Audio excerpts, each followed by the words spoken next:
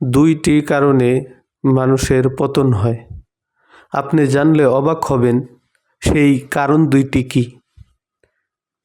তো আমরা এই কারণ দুইটি সম্পর্কে অবশ্যই আলোচনা করব। তার মধ্যে 1 নম্বর কারণটি হলো আমাদের মধ্যে আছে হিংসা। এই হিংসার কারণে মানুষের পতন হয়। আমরা অনেক সময় অনেক ভাইয়ের নাজ নিয়ামত, তার ধন সম্পদ এবং তার পদোন্নতি নিজেরা সহ্য করতে পারি না। এটা আমাদের স্বভাব চরিত্রের মধ্যে এসেছে হিংসার কারণে। আজকে এই হিংসার কারণে আমরা সমাজের মধ্যে সর্বদাই একে অপরের পিছনে লেগে থাকি। তো এই হিংসা আমাদের পতনের অন্যতম একটি মূল কারণ। তো আমরা সকলেই হিংসা থেকে বেঁচে থাকব, কারণ হিংসুক ব্যক্তি কখনোই সুখে থাকতে পারে না। সে সর্বদাই চিন্তা, পেরেশানি এবং দুশ্চিন্তার মধ্যে থাকে যে আমার অমুক ভাই সে শুধু উন্নতি লাভ করতেছে, অগ্রগতি লাভ করতেছে, দিন দিন তার পদোন্নতি হইতেছে, তার ব্যবসা বাণিজ্য এরকমভাবে অনেক সাফল্যতা অর্জন করতেছে, কিন্তু এই হিংসার কারণে সে তার নিজের পতনই নিজে ডেকে আনতেছে।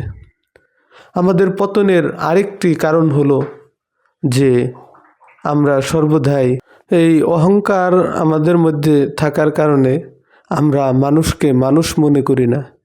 আমরা সর্বদাই নিজেদেরকে বড় মনে করি।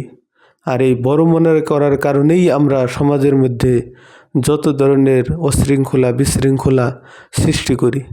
অথচ আল্লাহ রব্বুল আলামিন বলেন যে আল কিবরিয়া উরিদাই, অহংকার হলো আমার চাদর, আর যে আমার চাদর নিয়ে টানাটানি করে আমি তাকে অবশ্যই অপদস্থ করে দিই।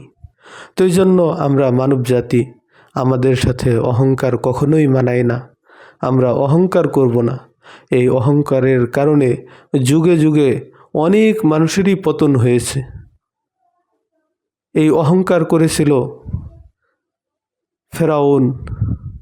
আল্লাহ রব্বুল আলামিন তার অনেক শান শৌকত, দন দৌলত, রাজত্ব থাকা সত্ত্বেও তাকে ধ্বংস করে দিয়েছেন। এই অহংকার করেছিল নমরুদ।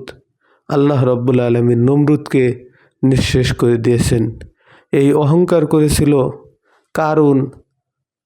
আল্লাহ রব্বুল আলামিন তার ধন সম্পদ সহ তাকে মাটির নিচে ধসিয়ে দিয়েছেন। এরকমভাবে যুগ যুগ ধরে যারাই অহংকার করছে, ইতিহাস সাক্ষী তাদের পতন হয়েছে। তো এই জন্য আমরা এই দুইটা বড় যে গুনাহের কাজ, একটি হলো হিংসা আর একটি হলো অহংকার, এই দুইটা জিনিস থেকে বেঁচে থাকব, তাহলেই আমার আপনার মাঝে সফলতা আসা সম্ভব এবং আমাদের পতন হবে না ইনশাআল্লাহ।